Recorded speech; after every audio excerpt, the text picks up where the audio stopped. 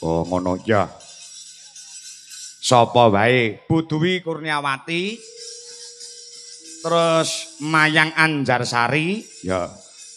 Karo Wiwi Irnawati, ya. Lagune apa? Lagune Nyidra Asmara utawa Ula Tampar, aku tak mrono no. Oh ngono ya. Ngono ya ya heeh. Kage kanca-kanca wiyaga kon ngonekne no. Oh ngono heeh. Ya. Iya, aku lagi dandan kus dhewe aku tak mrono. Oh iya ngestoke dawuh.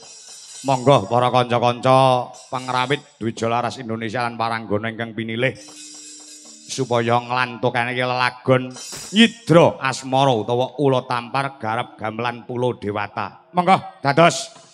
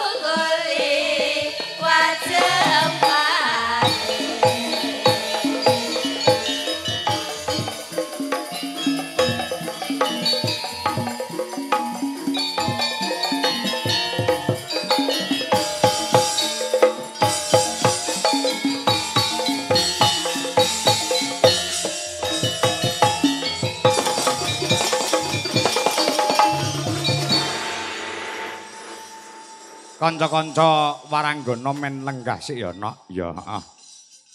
Awake dhewe ngaturke wosing gati bengi iki ya ana ing lapangan Desa Sanan ya Kecamatan Pace Kabupaten Nganjuk. Heeh. Wis kondhang